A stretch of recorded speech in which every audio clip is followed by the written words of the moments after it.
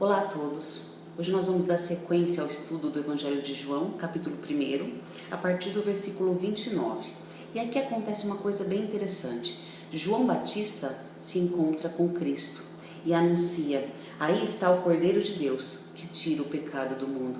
Essa frase é bem conhecida no nosso meio, muito pronunciada na Igreja Católica também, e o significado dela é justamente que Cristo é o Cordeiro de Deus que tira o pecado do mundo. Não haveria outro sangue que poderia ser derramado para pagar o pecado da humanidade. Antigamente os cordeiros eram sacrificados, mas eles eram simplesmente sacrificados em obediência para pagamento de pecados pontuais, como nós já mencionamos em outros estudos. E acontece uma coisa bem interessante depois disso, porque dois dos discípulos de João, eles veem Jesus e aí João anuncia: aí está o Cordeiro de Deus. E imediatamente esses discípulos passam a seguir o Mestre, Cristo. E nós percebemos uma coisa interessante aqui. O verdadeiro discípulo de Jesus é aquele que aponta o caminho para as pessoas, aquele que mostra o mestre para as pessoas, e não aquele que se autoproclama líder, não aquele que por ego, por vaidade, quer liderar, quer ser a referência maior. Infelizmente hoje muitas igrejas têm pessoas se denominando de tantas coisas, com tantos títulos, com tantas honrarias, querendo honra para si, e muitas vezes querendo ser que as pessoas a sigam, sendo que elas deveriam apontar quem? Cristo. Ele é o mestre.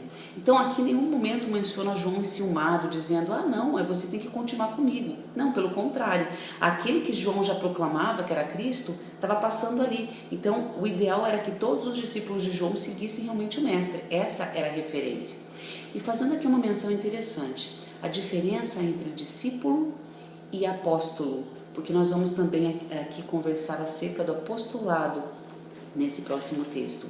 Discípulo vem do grego e que significa aprendiz. Então, todo mundo que aprende algo de alguém, de um mestre, é considerado discípulo. Por isso, nós hoje também somos chamados discípulos de Cristo.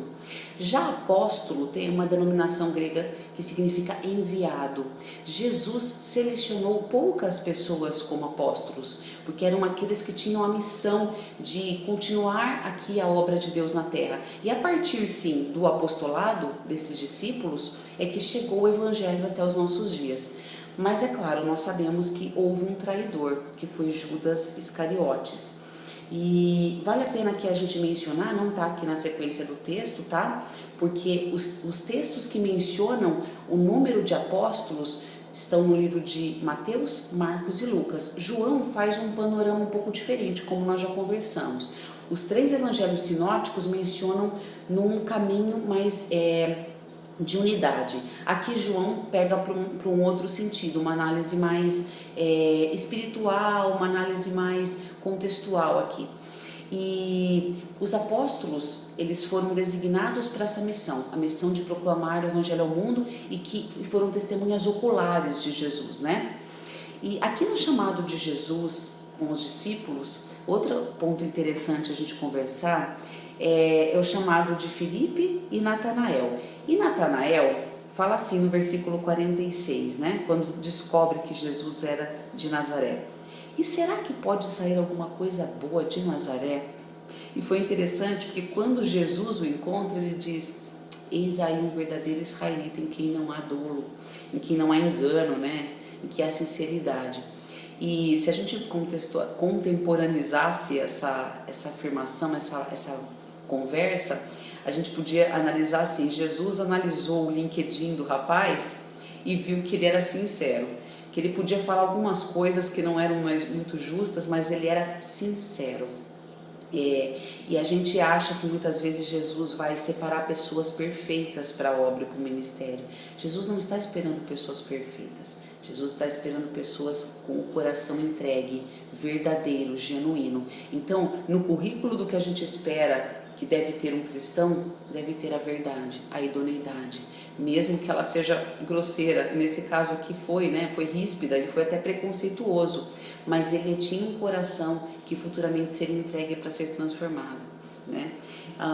E mais para frente Jesus vai dizer também, né? Quando ele reconhece, Natanael reconhece: mestre, o Senhor é o Filho de Deus, o Senhor é o Rei de Israel. Jesus responde: você crê em mim só porque eu disse que tinha visto você debaixo da figueira? Que Jesus declara que eu tinha visto. Pois você verá coisas maiores do que essa. Eu afirmo a vocês que isso é verdade. Vocês verão o céu aberto e os anjos de Deus subindo e descendo sobre o Filho do Homem. Muitas coisas maiores acontecerão, e acontecerão também a partir da nossa vida. Nós temos que estar dispostos a servir o reino, não a sermos grandes, mas a sermos grandes servos do reino.